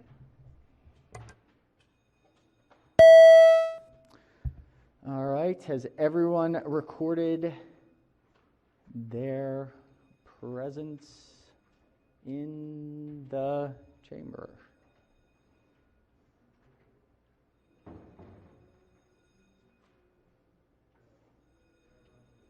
If so, the clerk will take the call. With 46 members in the chamber and a quorum being present, the Senate of Maryland remains in session. This is third reading calendar number 19. Clerk will read the first bill. Senate Bill 10, Senator Wallstreicher, election law, polling sites, firearms prohibition. Senate Bill 10 is on third reader for final passage. Chair recognizes the bill sponsor. Thank you, Mr. President. Can we special order this bill till the next floor session, please? On Tuesday, not the pro forma. That's correct. Are there any objections to the special order? Without objection, so ordered. Clerk will read the next bill. Senate Bill 31, Senator Washington, electricity and gas, energy suppliers, supply offers. Senate Bill 31 is on third reader for final passage. Any discussion? If not, the clerk will take the call. Mr. President. Excuse me, call the roll. Call the roll. Has everyone recorded their vote? Anyone wish to change their vote, explain their vote? If not, the clerk will take the call. With 46 votes in the affirmative, Senate Bill 31, having received a constitutional majority, is declared passed. Clerk will read the next bill. Senate Bill 499, Senator Lamb, prohibition on vending machine sales of drugs and medicines, repealed. Senate Bill 499 is on third reader for final passage. Any discussion? If not, the clerk will call the roll. Mr. President. Has everyone recorded their vote? Anyone wish to change their vote, explain their vote? If not, the clerk will take the call. With 38 votes in the affirmative, Senate Bill 499, having received a constitutional majority, is declared passed. Clerk will read the next bill. Senate Bill 787, Senator Ferguson, digital advertising, gross revenues tax, and tobacco tax, alterations and implementation. This is an emergency bill. Senate Bill 787 is on third reading for final passage. Senators, this is an emergency bill. Any discussion? If not, the clerk will call the roll. Mr. President. Has everyone recorded their vote? Anyone wish to change their vote, explain their vote? Senators, just very briefly in explaining my vote, the senator from the 34th District made an interesting point about the Exxon case, which I think I couldn't stop thinking about last night and went and read the case. And there's an interesting analogy between the use and extraction of oil and the use and extraction of personal data. And I think as in what the case was from the 70s and the question of kind of how do states deal with the use of oil in a new industry, it's clear that there was amazing innovation, wealth created with oil, but the overuse of it has led to conversations like today with climate change and natural resources issues, and there are these externalities created. And so that's what gave rise to that case that was referenced yesterday. A very interesting situation now that we are in this new economy where personal private data is now the new resource. It's the new commodity. And it'll be a question I think that we are going to be faced with for the decades ahead as those who control the data control the world. And so we have to figure out what is the role of the state in the midst of that. So with that, the clerk will take the call. Mr. President. With 46 votes in the affirmative, Senate Bill 787, having received a constitutional majority, is declared passed. Okay. Senators, the desk is almost clear, almost clear. We have one, I believe the minority leader has an introduction. Yes, thank you, Mr. President. I would like to put forward a rule change. I have an amendment. Senator has a rule change. We are going to distribute, the only time that we are distributing, because we cannot put it onto the system, the senator will, so we'll distribute the rule change. which takes a bit of time and is complicated with these pods. Just give us one moment. Mr. President, the pages are getting older, it seems. They are. We need to start doing sprints, maybe, you know?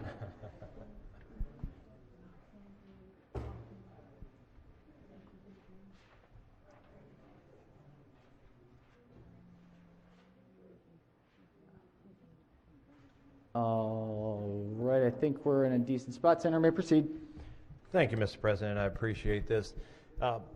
I had two ways of putting this rule change in. One, I put a bill in which would have been a constitutional amendment that would take effect after the year 2022 in an election where the people would have to approve it.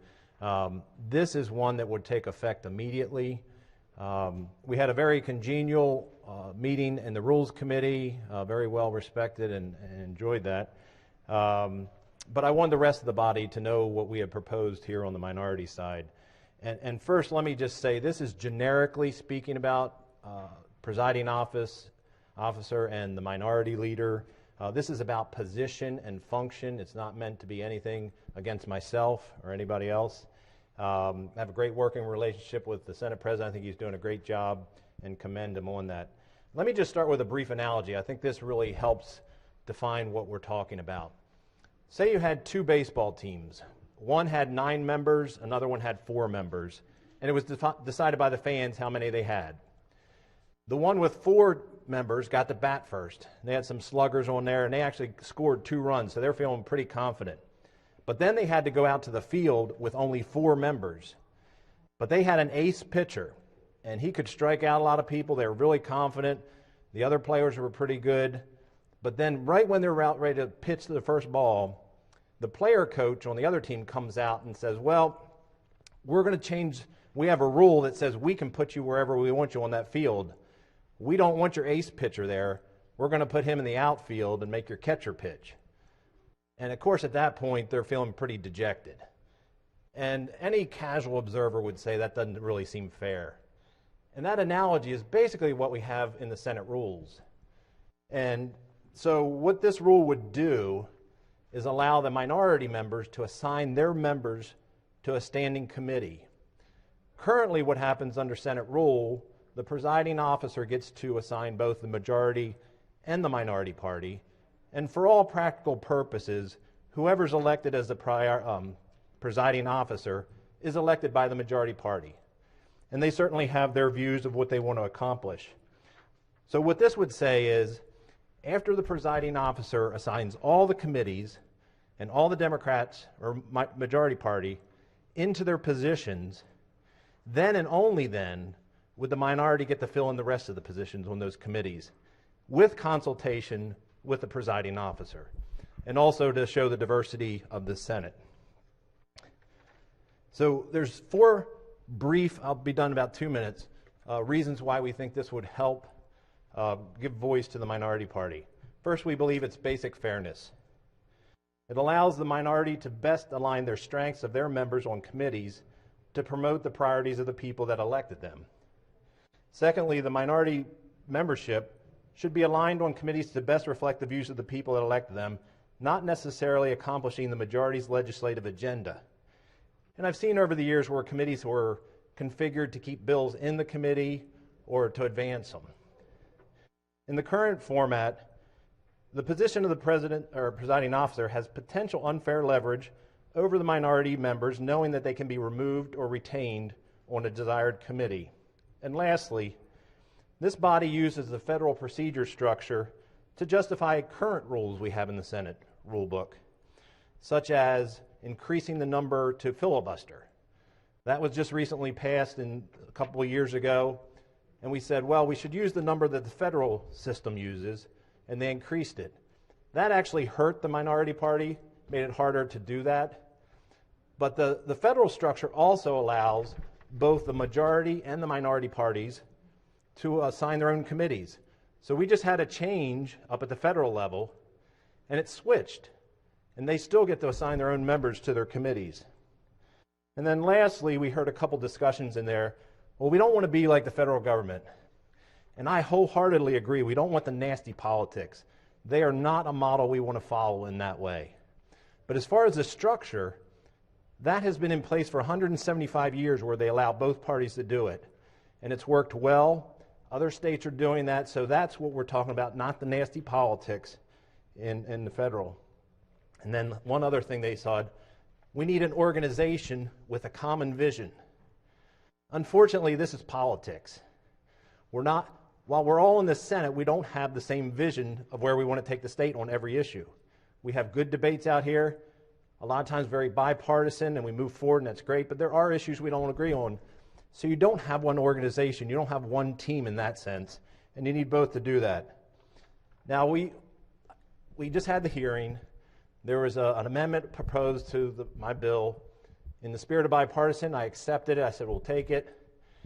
But unfortunately, it got an unfavorable, and it went down on party line. I'm quite sad about that. But it is what it is. And I'm hoping that because that was a constitutional amendment, maybe that influenced it, and hopefully with just a rule change, you would help us to what we believe to be fair and equitable rule. Thank you. Chair recognizes the President Pro Tem. Thank you, Mr. President. Good afternoon, colleagues. I rise in opposition to the proposal that was just presented, and I want to say to the gentleman, I can't remember where he's from, to the minority leader, that I do certainly respect the sentiments with which his comments were presented. But this is the Senate of Maryland. And one of the things that I truly respect and value about this chamber is that our leader, our presiding officer, is a presiding officer for the entire chamber. We do not have a Democratic president or a Republican president. We have a president of the Maryland Senate. And as I watched the process where our current leader, and I believe his predecessor, went to each member of the body out of respect and asked for a vote for being elected to that office. I believe the current president traveled to members' districts when able to and met with members to seek their priorities and hear their issues and understand their districts. In addition, I think that when anybody is putting together a team, and I got a little lost on the baseball analogy, I tend to use musical analogies, so I think about a choir, and a choir is made up of people that sing different parts, soprano, alto, tenor, bass, but we have one director, and that director is not the chair of the soprano section or the chair of the tenor section. It is one leader that considers the views of all of the members in the choir loft. And so I would think that this rule change, or this proposal as it is presented in an amendment to our rules, would take away from the big picture view that the presiding officer has with not just geographic balance, but yes, political balance, racial balance, and the diversity of the chamber being represented. All of those things, as well as the subject matter and the expertise of the chamber and each of us, is considered when making those assignments, and I'm sure other things that I haven't even considered because I'm not the president of the Senate. But I would ask that we consider allowing our choir director to continue to serve in that capacity and preside over this bipartisan, diverse chamber with a vision that seeks to continue to provide a balanced committee structure that allows us to operate as one Maryland. Thank you, Mr. President. Thank you, Senator. Chair recognizes the Majority Leader. Thank you, Mr. President. Would the Minority Leader go for a question, please? Would the Minority Leader yield? If so, Senator may proceed. Sure. I'm just curious because we had a Rules Committee meeting this morning, and I'm trying to figure out why you introduced a constitutional amendment first instead of just coming to the Senate with a rule change. There were two vehicles. I don't control the timing of what happens first in the thing. I wasn't sure if it would pass the body here, and I was hoping that if the body rejected the immediate amendment, that we would have had the opportunity to let the people decide, because a constitutional amendment goes to the people. So I thought, if it was rejected here, let's give it to the people and let them voice it. So that was my motive. Okay, thank you. Chair recognizes the senator from Montgomery County. Yeah, will the maker of the rule change yield per question? So you just talked about, Sure. a vote here of the people. So this, as I understand the rule, it gives you, the minority leader, a great deal of power. I mean, you would concede that, a fair amount of power. It Power gives that you you don't the currently ability to appoint to the committee, yes. Okay, so I guess the question, the very narrow question for you is, was there a formal vote taken by your own caucus to adopt this or support this rule change? No, but if you want, we could. Well, I'm just asking. The answer's no. We did discuss it as a caucus, though. But did you take a formal vote? No, we didn't take a formal Okay, vote. thank you, Mr. President. Chair recognizes the senator from the Lower Eastern Shore. Thank you, Mr. President. And we have the utmost respect for the Senate President. We value our relationship with the Senate President. So that's not the issue. The issue is just one of basic fairness. And my mom always told me you should stand up when you think something should be improved. And this is a matter of basic fairness. I am probably maybe the only member in this body that served at the executive and legislative branches of government at both the state and federal level. And I only share that in that when I look at what works well at the federal level and what does not work well. And what has been so uplifting is the fact that we are not Washington, D.C. At the same time, being part of a system where the minority has had the opportunity to appoint members of the minority to committees, that's something that has worked well at the federal level. And so, and in other states as well. So it really is, it's not about personalities. It's not about a lack of respect for our current Senate President. It's a matter of basic fairness and having a stronger minority voice. So we appreciate your consideration. We bring this with a lot of thought, and of course, we'll continue to work with you and make our effort to work in a bipartisan way. Thank you, Senator. Chair recognizes the Chair of Finance Committee, Senator from Baltimore County. Colleagues, as a member of the Rules Committee, I got to vote earlier today on the other proposal, the constitutional amendment that the minority leader put before the committee. And I'll say now what I said then. When you have a legislative body or an administrative body in any major organization, you can't have really but one person, whoever is going to be the head of the organization, deciding how to put forth the plan of work and the placement of major resources, including human resources, in order that the organization can hopefully reach its goals and get its work done. For us who have been elected, all of us, by members of the public in our respective districts, to come now to a point of saying that the work of this Senate and the placement of valuable resources, and I think the human resources are as important as fiscal resources, probably more so, to determine who is where, and to have division about that rather than unity. I don't know how any of us could be head of any major organization as complex as this one is, and to expect that some of the resources will be placed and utilized based on one person's vision who is outside of the majority rule. We are, after all, a democracy. And everybody in Maryland who voted in the last election and in earlier elections made together the decision as to how the resources of the Maryland General Assembly, the human resources, would be utilized.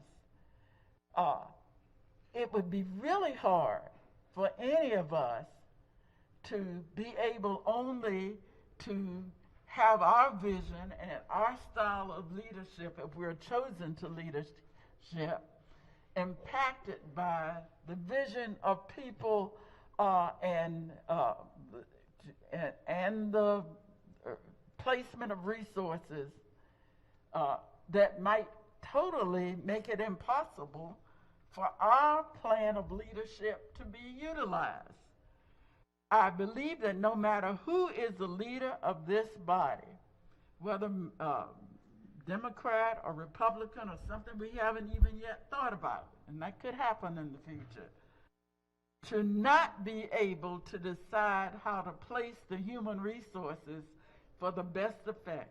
We all bring valuable skills and backgrounds and perspective to the body. When one person has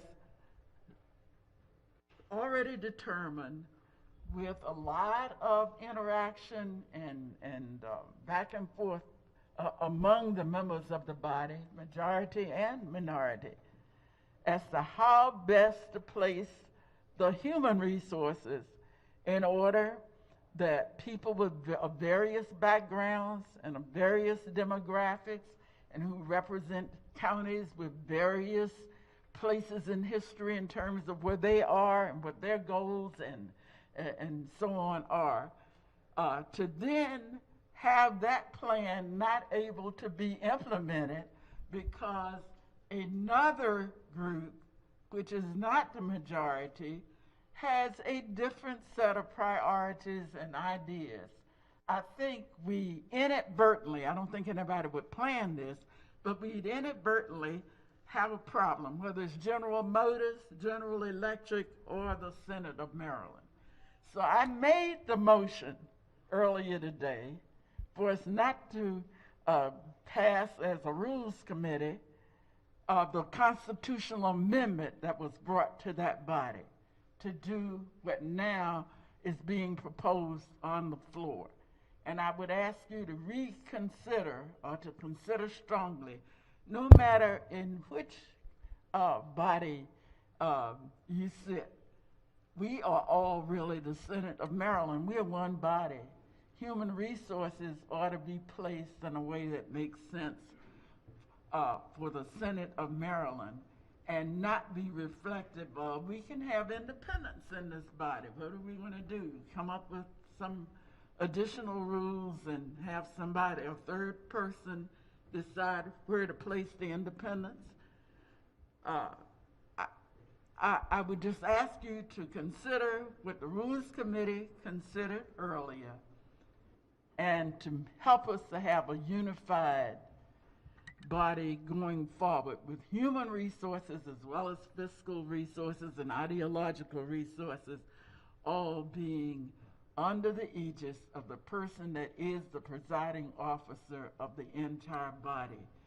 And I think together we can always, even in future years and after other elections, work as we have in the past under that plan to good advantage for the citizens of Maryland. Thank you. Thank you, Senator. We generally send rule changes to the Rules Committee, but before we do that, it appears the Senator from District 35 wishes to speak. Senator, may proceed. Thank you, Mr. President. So this question is probably for the minority leader, the proponent of this, the presenter of this rule change. But the question is, and I brought this up in the past, I'm looking at, would this also address the issue of not just who makes the appointment to which committee, but how many from each party is on the committee?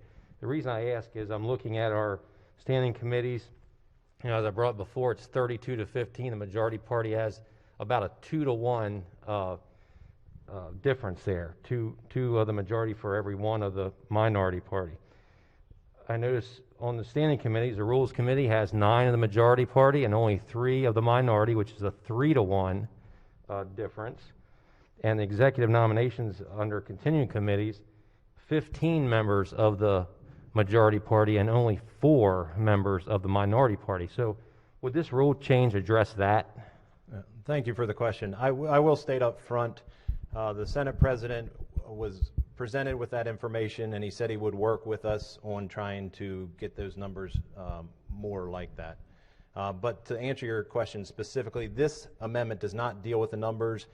This would allow the majority party to continue with the numbers, allot their members onto a committee, and only at that point would the minority be able to fill in the other positions.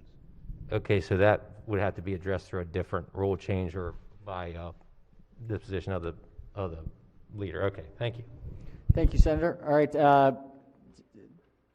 we will refer the rule change to the committee. The chair recognizes the minority leader. I just wanted to close and say, I appreciate giving us the opportunity to have this respectful conversation. It is what it is, and hopefully, I kind of see where this is going, but I hope in the future we can discuss this and maybe come to another solution. The real issue I have is not with the current presiding officer. He's a wonderful man, both personally and on the floor. It's nothing to do with him. It's just the process. And whoever this body elects to be the presiding officer, they are a political elected official who is the head of that majority party. And as much as they may try or be nice in the future, they're not a neutral, apolitical person. And that's just the concern we have, and we would just like to be able to say, you've got the votes legislatively. Anything you bring out to the floor, you can crush us. But just allow us to put our members on a committee. That's really all we're asking. So thank you. Thank you, Senator, and appreciate the comments. I don't know if my wife would agree with them, but nonetheless, they are appreciated. Let's see. So we'll refer the rule change, the proposed rule change, to the Rules Committee. All right. So that does it for our business of the day.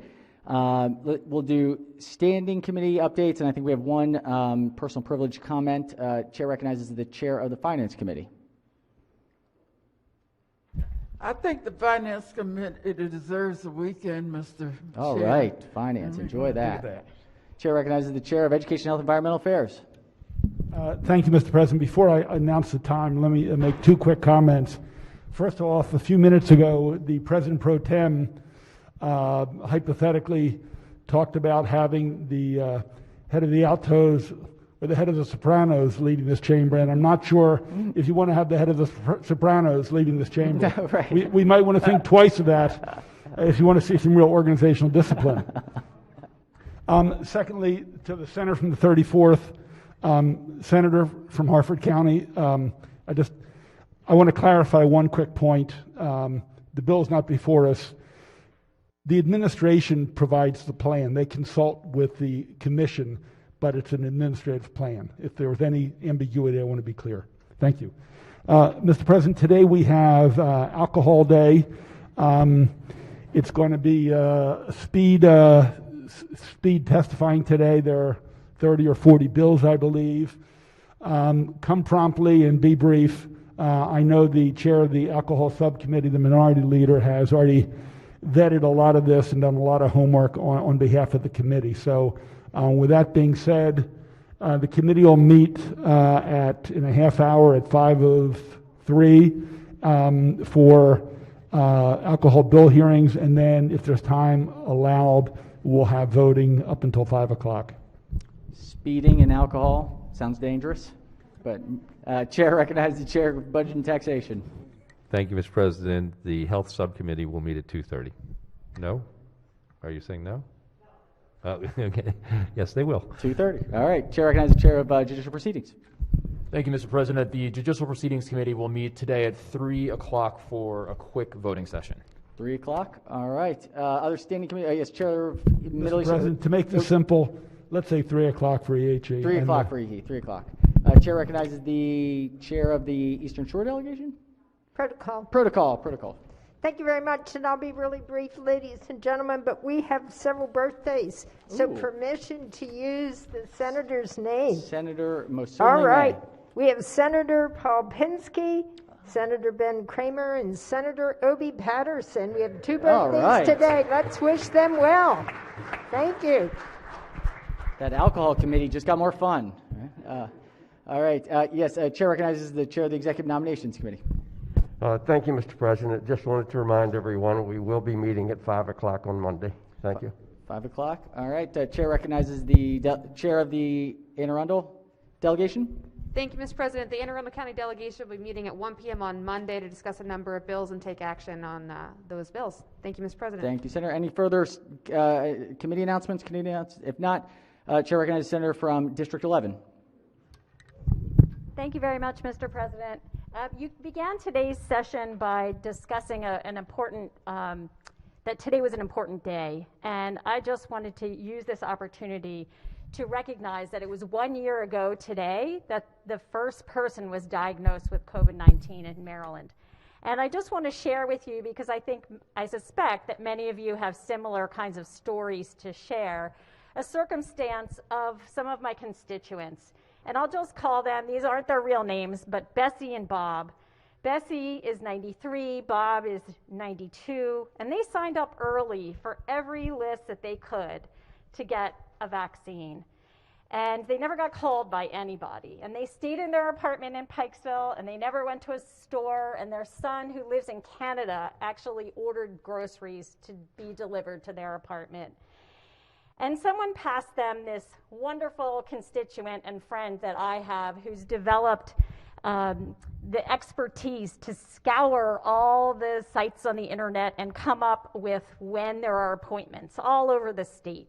And she has been connecting elderly people all over the place with those appointment times. And someone passed Bessie and Bob's name to my friend, and she got them an appointment at a local pharmacy. But she wrote to me and she said, well, what would have happened if I wouldn't have gotten them those appointments? She wondered how long they would have been sitting locked up in their apartment getting groceries delivered via their son in Canada.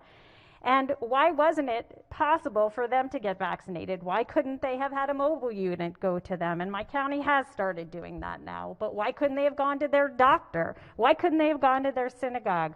Why couldn't they have gone to the health department or gotten a call back? And she reached out to somebody at the Department of Aging to ask these questions. And it turned out the person that she spoke to at the Department of Aging was also 84 years old, and she herself had not been vaccinated. And she was younger, but she had an 84-year-old mother who hadn't gotten vaccinated. And she was able to connect them. So I'm just sharing this story because I could repeat it dozens and dozens of times with my constituents, and I'm guessing that each of you could as well. And so today, as the President of the Senate and other elected leaders around the state commemorate the passing of so many thousands of people in this state and across the nation, I just wanted to share with you a story of some people in my district who are frustrated and concerned, and I just like to know in the next dozens of days that we have left that we can push to do better. Thank you. Thank you, Senator, for that observation. Most important thing in state government right now, getting these vaccines out. All right, any further announcements? Yes, Chair recognizes the Senator from Prince George's. Yeah, no, thank you, Mr. President. Many of you are asking about the bills that are in rules. We will have another hearing on the bills that you have sent to us on Tuesday at 10:30. Tuesday, 10:30, we will have, the Rules Committee will meet again. Thank you. Thank you, Senator. Any further announcements? If not, let's do a quorum call before adjourn. Mr. President? Has everyone recorded their presence? If so, the clerk will take the call. With 46 members in the chamber and a quorum being present, Senate Maryland remains in session. Chair recognizes the Majority Leader. Thank you, Mr. President. I move the Senate of Maryland stand adjourned until a pro forma session on Monday, March 8th at 6:30 p.m. and for regular session on Tuesday, March 9th at 11 a.m. Without objection, so ordered. Stay safe, wear your mask, and when eligible and available, get the vaccine. Have a great weekend, everyone.